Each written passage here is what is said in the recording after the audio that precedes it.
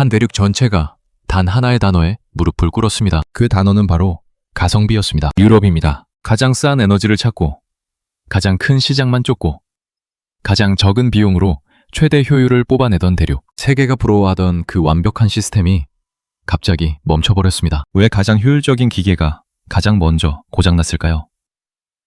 2024년 겨울, 베를린 한복판에서 전기차 충전선이 몽땅 잘려나갔습니다. 고작 그 안에 든 구리 몇 푼을 팔기 위해서였죠. 88년간 굳건히 버티던 폭스바겐 본사 공장마저 문을 닫았고, 프랑스의 국가 신용 등급은 강등됐습니다. 선진국의 상징이 생계형 범죄의 현장이 되어버린 겁니다. 극강의 효율 뒤에 숨어있던 치명적 취약성, 그 실체를 함께 알아보도록 하겠습니다. 2024년 겨울, 독일 베를린의 전기차 충전소에서 황당한 일이 벌어졌어요. 테슬라 충전 케이블이 싹둑 잘려나간 거예요. 한두 개가 아니라 충전소 전체가 털렸죠. 범인의 목적이요?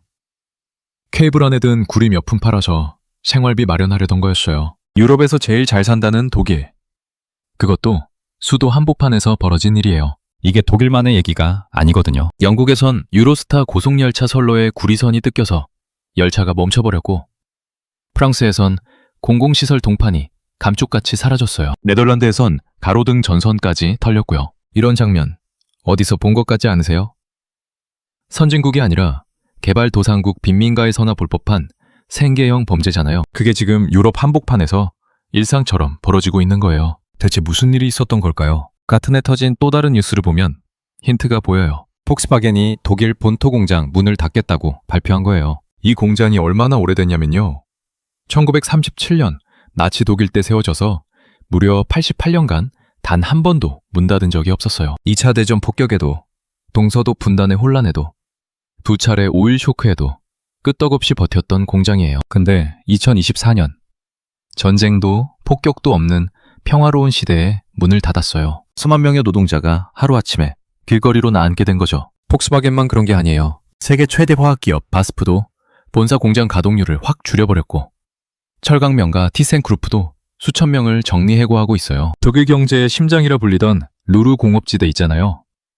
서울 면적의 7배가 넘는 그 거대한 산업벨트가 서서히 불이 꺼지고 있는 거예요. 굴뚝에서 연기가 사라지고 있어요. 프랑스 상황도 심각해요. 2025년 초에 국제신용평가사 무디스가 프랑스 신용등급을 한 단계 깎아버렸거든요. 이유는 뭐 단순해요. 쓰는 돈은 어마어마한데 버는 돈이 그만큼 안 된다는 거죠. 정부 빚이 1년치 국민소득의 110%를 넘어섰어요. 쉽게 말해서 프랑스가 1년 동안 번 돈 다 긁어모아도 빚을 못 갚는다는 소리예요. G10은 선진국 중에서 만성 적자국 이탈리아 다음으로 심각한 수준이에요. 근데 이상하잖아요. 유럽은 분명 세계에서 제일 효율적인 시스템을 가진 곳이었거든요. 독일의 라인강의 기적은 경제교과서 단골 사례였고, 프랑스의 복지 시스템은 전 세계가 부러워했잖아요. 북유럽의 촘촘한 사회 안전망은 지상 낙원처럼 묘사됐고요. 스위스 시계처럼 정밀하게 돌아가던 유럽 경제가 왜 갑자기 삐걱대기 시작한 걸까요? 역설적이게도 답은 바로 그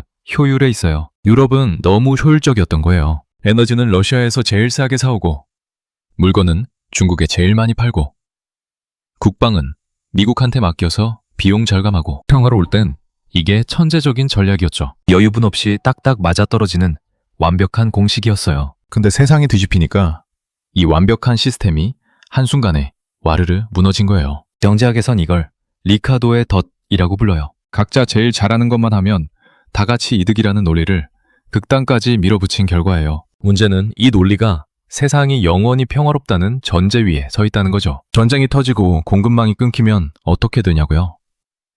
유럽이 지금 그 답을 온몸으로 보여주고 있어요. 충전선 잘린 베를린의 밤거리.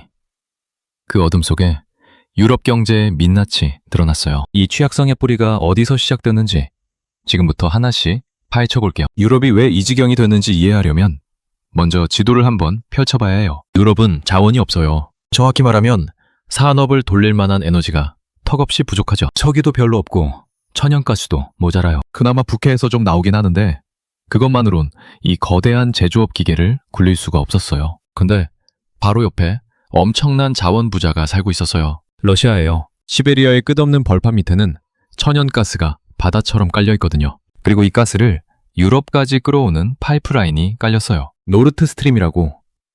발트의 바닥을 뚫고 독일까지 직통으로 연결된 거대한 가스관이에요. 길이가 얼마냐면요.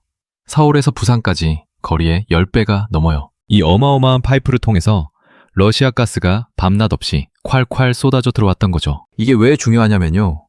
독일 제조업의 핵심 경쟁력이 바로 여기서 나왔거든요. 러시아 가스는 미국이나 중동에서 배로 실어오는 액화 천연가스보다 훨씬 쌌어요. 파이프라인으로 바로 흘러오니까 운송비가 거의 안 드는 거예요. 독일 공장들은 이 값싼 에너지로 철을 녹이고 화학 제품을 만들고 자동차를 찍어냈어요. 그 유명한 라인강의 기적 있잖아요. 사실은 시베리아 가스의 기적이었던 거예요. 치킨집으로 비유하면 이해가 쉬워요. 옆집 아저씨가 식용유를 반값에 넘겨주니까 우리 치킨집 원가가 확 낮아진 거예요. 경쟁 치킨집들은 비싼 기름 사다 쓰는데 우리만 싼 기름 쓰니까 가격 경쟁에서 무조건 이기는 구조였죠. 근데 이게 실력이었을까요? 아니에요. 운이었던 거예요. 어느 날 갑자기 옆집 아저씨가 기분이 나빠서 기름 안 판다고 하면요. 우리 가게는 그날로 문 닫아야 하는 거잖아요. 에너지만 그런 게 아니에요. 유럽은 물건 팔 곳도 한 군데에 몰빵했어요. 바로 중국이죠. 2000년대 들어서 중국 경제가 로켓처럼 치솟았거든요. 14억 인구가 갑자기 돈을 벌기 시작하면서 차도 사고 싶고 명품도 사고 싶고 공장 돌릴 기계도 필요해졌어요. 독일 자동차 회사들한텐 황금알을 낳는 거위가 나타난 거예요. 한때 독일 차 생산량의 40%가 중국으로 팔려나갔어요. 벤츠, BMW, 아우디 할 것 없이 중국 시장 없으면 못 먹고 사는 구조가 돼버린 거죠. 폭스바겐은 아예 중국에서 제일 많이 팔리는 외국 브랜드가 됐고요. 만들기만 하면 중국이 다 사가니까 유럽 기업들은 굳이 힘들게 새로운 기술을 개발할 필요를 못 느꼈어요. 편하게 잘 팔리는 물건만 계속 찍어내면 그만이었으니까요. 북방도 마찬가지예요. 냉전이 끝나고 소련이 무너지니까 유럽 국가들은 이제 군대가 필요 없다고 생각했어요. 어차피 미국이 지켜주잖아. 나토 동맹이 있잖아. 그래서 국방비를 확 줄여버렸어요. 아낀 돈으로 복지를 늘리고 연금을 올리고 의료비를 공짜로 만들었죠. 국민들은 행복했어요. 세금 내면 국가가 요람에서 무덤까지 전부 다 책임져 주니까요. 이렇게 유럽은 세계의 기둥 위에 올라탔어요. 러시아의 싼 에너지, 중국의 거대한 소비시장, 미국의 안보 우산, 이 세 개가 버텨주는 한 유럽은 세상에서 제일 효율적인 시스템이었어요. 비용은 최소로 줄이고 이익은 최대로 뽑아내는 완벽한 공식이었죠. 근데 이 세 기둥이 동시에 흔들리기 시작하면 어떻게 될까요? 첫 번째 균열의 시작점, 지금부터 들여다볼게요. 첫 번째 기둥이 무너진 건 2022년 2월이었어요. 러시아가 우크라이나를 전격 침공한 거죠. 유럽은 러시아의 경제 제재를 때렸고 러시아는 보복으로 가스관 밸브를 잠가버렸어요. 그동안 콸콸 흐르던 값싼 시베리아 가스가 하루아침에 뚝 끊겨버린 거예요. 그 순간 유럽 경제가 어떻게 됐는지 아세요?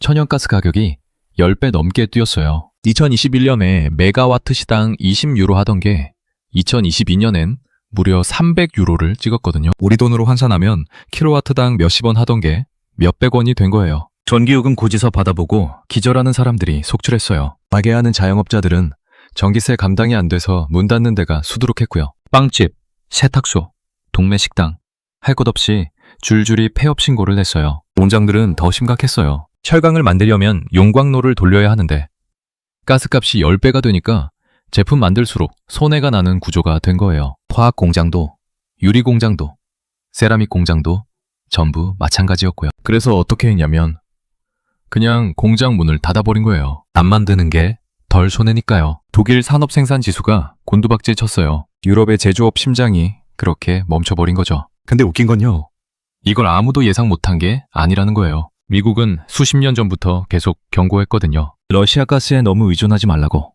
에너지가 언젠간 무기가 될 거라고요. 근데 유럽은 콧방귀를 뀌었어요. 특히 독일이 심했죠. 메르켈 총리 시절에 노르트 스트림 2라고 두 번째 파이프라인까지 깔았거든요. 첫 번째 것도 모자라셔 두 번째까지 깐 거예요. 당시 미국 대통령이 직접 독일에 찾아가서 반대했는데도 끝까지 밀어붙였어요. 왜 그랬을까요? 당장 눈앞의 이익이 너무 컸으니까요. 싼 가스로 공장 돌리면 돈이 벌리는데 굳이 비싼 미국산 액화 천연가스를 사야 할 이유가 없었던 거예요. 배로 실어오면 운송비도 비싸고 저장시설도 새로 지어야 하잖아요. 미래의 위험보다 오늘의 이익을 택한 거죠. 경제학에서 말하는 전형적인 근시안적 선택이에요. 보험 해지하고 그 돈으로 여행 간 거나 다를 바가 없었어요. 더 황당한 건 독일의 에너지 정책이에요. 2011년 일본 후쿠시마 원전 사고 이후에 독일은 탈원전을 선언했거든요. 원자력 발전소를 전부 끄겠다고 한 거예요. 환경을 생각하는 멋진 결정처럼 보였죠. 근데 원전을 끄면 그 전기를 어디서 가져와야 해요?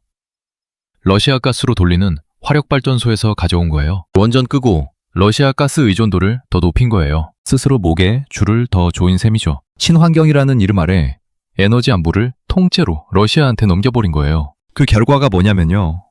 2022년 겨울 독일 가정의 난방비가 두세 배로 뛰었어요. 중산층 가정도 난방비 내기가 빠듯해졌고 저소득층은 아예 난방을 포기하는 경우도 생겼어요. 밤이 덥고 겨울을 버티는 노인들 얘기가 뉴스에 나왔어요. 선진국 독일에서 에너지 빈곤층이라는 말이 등장하기 시작한 거예요. 공장은 문을 닫고 시민은 추위에 떨고 물가는 치솟고 수십 년간 싸한 에너지에 중독됐던 대가를 톡톡히 치르기 시작한 거죠. 그런데 에너지 위기는 시작에 불과했어요. 진짜 충격은 두 번째 기둥에서 왔거든요. 그토록 믿었던 단골 손님 중국.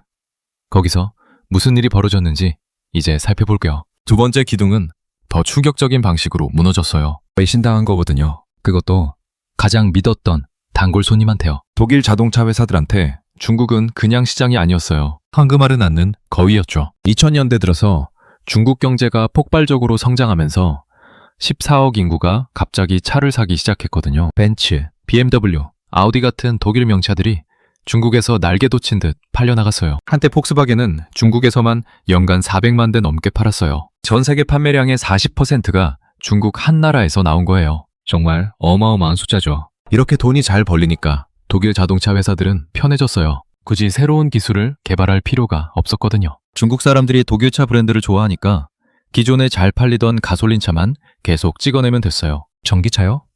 그건 나중에 해도 되지. 지금 당장 돈 베는 거나 하자. 이런 분위기였죠. 그게 치명적인 실수가 될 줄은 몰랐어요. 근데 그 사이에 중국은 뭘 하고 있었냐면요. 전기차를 미친 듯이 개발하고 있었어요. 정부가 천문학적인 보조금을 퍼부으면서 전기차 산업을 키웠거든요. 배터리 기술, 자율주행 소프트웨어, 생산 시스템까지 전부 자체 개발했어요. BYD라는 회사 아세요? 원래 배터리 만들던 회사였는데 지금은 세계 최대 전기차 업체가 됐어요. 테슬라보다 많이 팔아요. 그리고 이 회사가 만드는 전기차가 얼마냐면요. 독일차의 절반도 안 돼요. 상황이 완전히 뒤집힌 거예요. 예전엔 중국이 독일차를 사러 줄을 섰는데 이제는 중국 전기차가 유럽으로 밀려 들어오고 있어요. 그것도 독일차보다 훨씬 싼 가격이에요. 유럽 사람들 입장에서 보세요. 똑같은 전기차인데 하나는 5천만 원이고 하나는 2천만 원이에요. 경기도 안 좋은데 뭘 사겠어요? 고객이 경쟁자가 되어 돌아온 거예요. 독일이 수십 년간 키워준 중국 시장이 이제 독일을 잡아먹으려 하고 있는 거죠. 믿었던 단골 손님의 배신이라고요? 아니에요. 사실은 예고된 변심이었어요. 독일이 돈 벌어서 좋다고 기술 개발을 게을리하는 동안 중국은 조용히 칼을 갈고 있었던 거니까요. 폭스바겐 중국 판매량이 어떻게 되는지 아세요? 2023년에 전년 대비 20% 넘게 빠졌어요. 중국 전기차 시장에서 독일 브랜드 점유율은 한 자릿수로 쪼그라들었고요. 그 자리를 BYD, 니오, 샤오펑 같은 중국 회사들이 꿰찼어요. 한때 중국 시장을 호령하던 독일차의 자존심이 완전히 박살난 거죠. 더 무서운 건요. 중국 전기차가 유럽 본토까지 치고 들어오고 있다는 거예요. 2024년 유럽에서 팔린 전기차 중에서 중국산 비중이 20%를 넘어섰어요. 가격은 반값인데 품질은 나쁘지 않으니까요. 유럽 자동차 업계가 발칵 뒤집혔어요. 이대로 가다간 다 망한다고요. 유럽연합이 중국 전기차에 관세를 때리겠다고 나섰는데요. 이것도 쉽지 않아요. 왜냐하면 유럽 안에서 이해관계가 다 다르거든요. 스페인은 중국에 돼지고기를 많이 파는데 중국 전기차에 관세 때리면 중국이 보복으로 돼지고기 안 사겠다고 할 거잖아요. 그래서 스페인은 관세에 반대하고요. 하나든 유럽이라더니 이익 앞에선 다들 제 살 길 찾기 바쁜 거예요. 에너지도 잃고 시장도 잃고 이제 마지막 기둥 하나가 남았어요. 미국이 쳐주는 안보 우산. 근데 이것마저 흔들리기 시작했거든요. 세 번째 기둥은 안에서부터 썩어가고 있었어요. 유럽이 그토록 자랑하던 복지 시스템. 그게 사실은 시한폭탄이었거든요. 유럽 복지의 원리는 간단해요. 젊은 사람들이 세금 내면 그 돈으로 노인들 연금 주는 거예요. 지금 일하는 세대가 은퇴한 세대를 부양하는 구조죠. 이게 잘 돌아가려면 조건이 하나 있어요. 젊은 사람이 노인보다 많아야 해요. 젊은 층이 넓고 노인층이 좁은 피라미드 구조여야 한다는 거죠. 근데 지금 유럽은요. 완전히 거꾸로 돼버렸어요. 1960년대 유럽의 인구 피라미드는 진짜 피라미드 모양이었어요. 아래가 넓고 위가 좁았죠. 젊은 사람이 많고 노인이 적었으니까요. 근데 지금은요.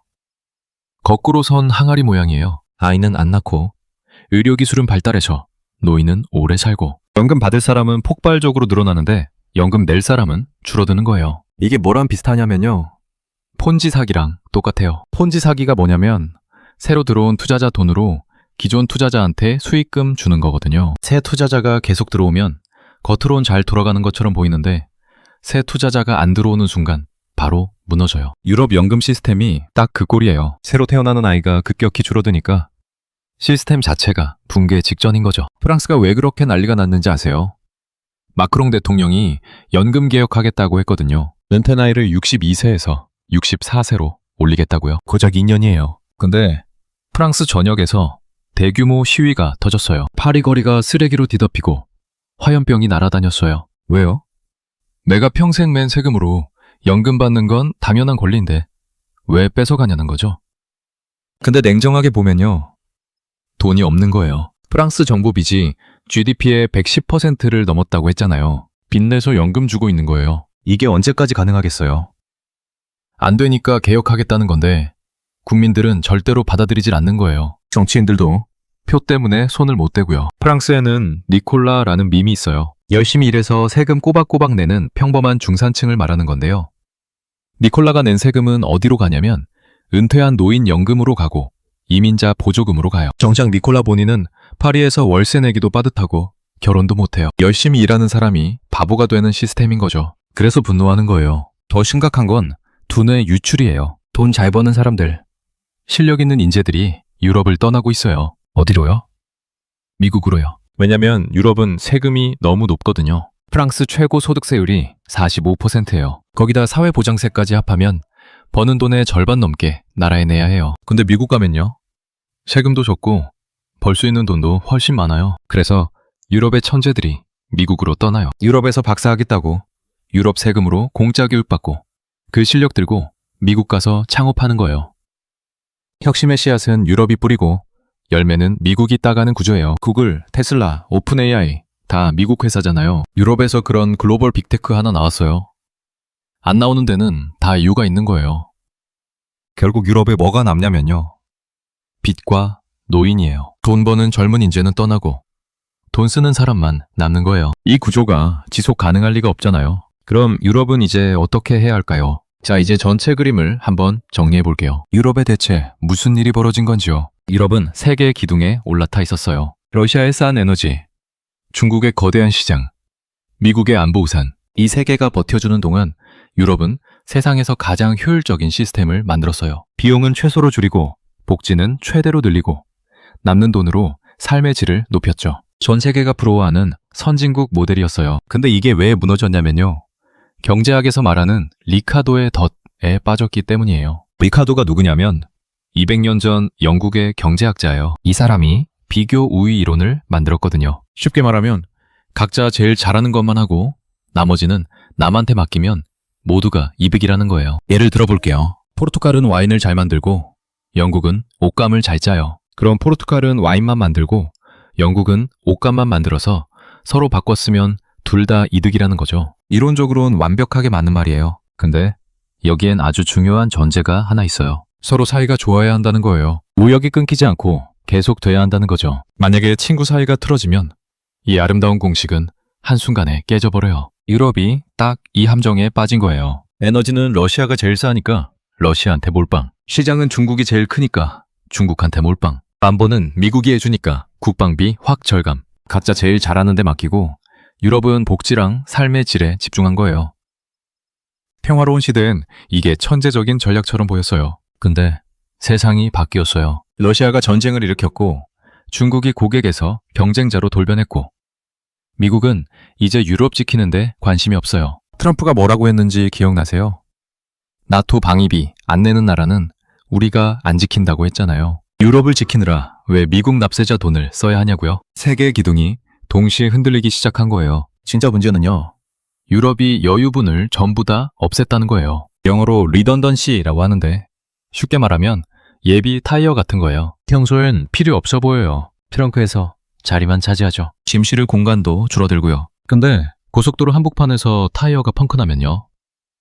예비 타이어가 없으면 꼼짝없이 멈춰 서 있어야 해요. 유럽이 딱 그 꼴이 된 거예요. 러시아 가스 말고 다른 에너지원?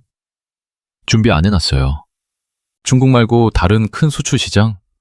안 뚫어놨어요. 자체 국방력? 수십 년간 투자 안 했어요. 효율성 극대화한다고 모든 여유분을 없앤 거예요. 비용 아끼려고 보험을 해지한 거나 마찬가지예요. 평화로울 땐 이게 돈 아끼는 똑똑한 전략이에요. 근데 위기가 오면요. 버틸 수가 없어요. 회복 탄력성이 제로가 되는 거죠. 비유하자면요. 유럽은 스위스 시계 같았어요. 정밀하고 효율적이고 아름다웠죠. 모든 부품이 딱딱 맞물려 완벽하게 돌아가요. 근데 모래알 하나 들어가면 바로 멈춰버려요. 반면에 미국은 좀 투박한 오프로드 지프차 같아요. 기름도 많이 먹고 효율은 떨어지는데 험한 비포장도로에서도 거뜬히 굴러가요. 위기에 강한 거죠. 효율성과 회복력은 반비례하는 경우가 많아요. 둘 다 가지기가 정말 어려워요. 유럽은 효율성에 올인했다가 회복력을 잃어버린 거예요. 그럼 유럽은 이제 어떻게 해야 할까요?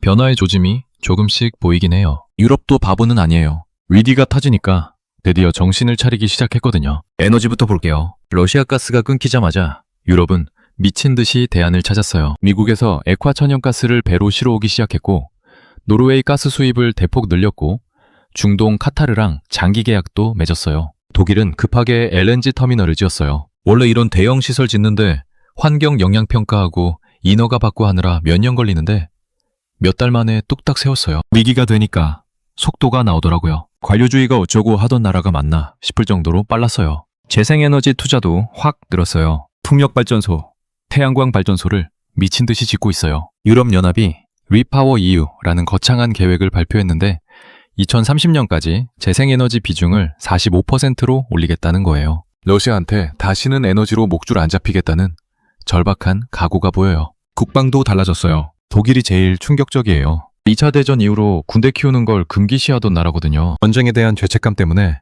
군사력 증강을 극도로 꺼렸어요. 근데 우크라이나 전쟁 터지자마자 1000억 유로, 우리 돈으로 140조 원 넘는 특별 국방 예산을 편성했어요. 80년 만에 역사적인 대전환이에요. 프랑스도 국방비를 대폭 늘리고 있고 폴란드는 GDP의 4%를 국방에 쏟아붓겠다고 했어요. 미국한테만 기대면 안 되겠다는 걸 뼈저리게 깨달은 거죠. 산업정책도 바뀌고 있어요. 중국 전기차가 밀려 들어오니까 유럽연합이 관세를 때리기 시작했어요. 예전 같으면 자유무역 원칙이 어쩌고 하면서 절대 안 했을 텐데 이제는 살기 위해서 보호주의로 돌아서는 거예요. 반도체도 마찬가지예요. 유럽 반도체법을 만들어서 자체 생산 능력을 키우겠다고 해요. 대만이나 한국에 몰빵했던 공급망을 다변화하겠다는 거죠. 근데요, 이게 다 쉽지가 않아요. 말은 쉬운데 현실은 녹록지 않거든요. 일단 유럽연합 자체가 문제예요. 27개 나라가 모여 있는데 이해관계가 전부 달라요. 중국 전기차 관세 얘기했잖아요. 독일은 찬성하는데 스페인은 반대예요. 스페인은 중국에 농산물 팔아야 하니까요. 에너지 정책도 프랑스는 원전 확대하자고 하고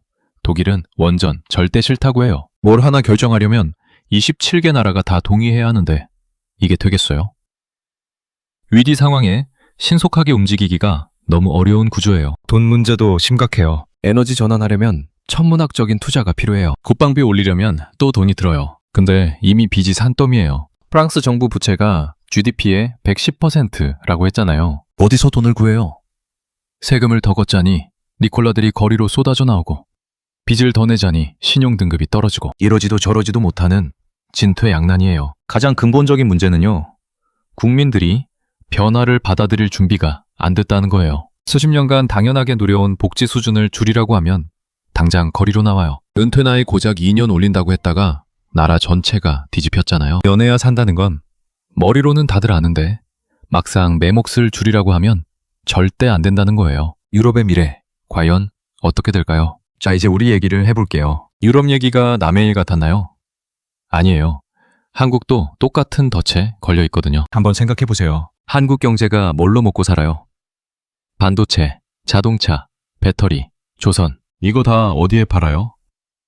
중국이랑 미국이에요. 수출의 절반 이상이 이 두 나라로 가요. 근데 지금 미국이랑 중국이 치열하게 싸우고 있잖아요. 완세 전쟁에 기술 전쟁까지 벌이고 있어요. 둘 중 하나 편들라고 하면 어떡해요? 유럽이 러시아 가스에 몰빵했다가 어떻게 됐는지 방금 봤잖아요. 절대로 남의 일이 아니에요. 에너지는요? 한국은 석유 한 방울, 천연가스 한 줌 안 나와요. 전부 100% 수입해요. 중동에서 기름 오고 호주에서 가스 와요. 만약에 호르무즈 해협 막히면요? 수에즈 운하 막히면요? 유럽처럼 에너지 가격 10배 뛰는 거 순식간이에요. 우리는 유럽보다 더 취약해요. 인구 문제는 유럽보다 훨씬 더 심각해요. 한국 합계 출산율이 0.7명대예요. 전 세계에서 꼴찌예요. 유럽은 그래도 1.5명은 되거든요. 한국은 그 절반밖에 안 돼요. 지금 젊은 세대가 은퇴할 때쯤 되면 연금 줄 사람이 없어요. 유럽이 폰지 사기라고 했죠. 한국은 그보다 훨씬 더 빨리 무너질 수 있어요. 시한폭탄의 초침이 더 빠르게 돌아가고 있는 거예요. 국방은요? 유럽은 나토라도 있잖아요. 27개 나라가 뭉쳐서 서로 지켜줘요. 한국은 북한이랑 직접 대치하고 있어요. 휴전선 바로 위에 핵무장한 나라가 버티고 있는 거예요. 미국이 한국 지키는데 관심 없어지면요? 트럼프가 주한미군 철수 얘기 꺼낸 적 있잖아요. 방위비 분담금 더 내라고 압박하고요. 미국 우산이 접히면 우리는 홀로 서야 해요. 유럽보다 상황이 더 위태로운 거예요. 유럽 얘기가 남의 얘기가 아닌 이유 이제 확실히 느껴지시죠? 유럽이 우리한테 보여주는 교훈은 아주 명확해요. 효율성만 쫓다가는 회복력을 잃는다는 거예요. 산게 비지떡이라는 옛말 있잖아요. 관장은 싸 보여도 위기가 오면 훨씬 비싼 대가를 치르게 돼요. 유럽이 그걸 온몸으로 보여주고 있는 거예요. 한국도 마찬가지예요. 중국 시장에 몰빵하면 안 돼요. 에너지 수입처를 다변화해야 해요. 출산율 높이는데 진짜로 투자해야 해요. 자주국방 능력을 키워야 해요. 다 아는 얘기죠. 근데 왜 안 해요? 당장 돈이 들고 불편하고 표가 안 되니까요. 유럽이랑 똑같아요. 미래를 담보로 현재의 편안함을 사고 있는 거예요. 유럽 사람들도 다 알았어요. 러시아 가스 의존하면 안 된다는 거. 중국 시장에 몰빵하면 안 된다는 거. 국방비 줄이면 안 된다는 거. 근데 실행은 안 했어요. 당장 편하니까요. 그리고 위기가 터지니까 급하게 뒤집으려고 허둥대고 있어요. 우리가 그 꼴 나면 안 되잖아요. 결국 핵심은 이거예요. 가성비의 끝은 취약성이에요. 모든 걸 효율로만 재면 예비 타이어 없이 고속도로 달리는 거나 마찬가지예요. 평화로울 땐 빠르고 멋져 보이죠. 근데 펑크 한번 나면 끝이에요. 유럽의 몰락은 불운이 아니에요. 예견된 참사였어요. 한국은 유럽의 전철을 밟을 건가요? 아니면 미리 대비할 건가요? 오늘 영상이 유익하고 재밌으셨다면 구독과 좋아요 부탁드리겠습니다. 영상 제작에 큰 힘이 됩니다. 다음 영상에서 뵙겠습니다.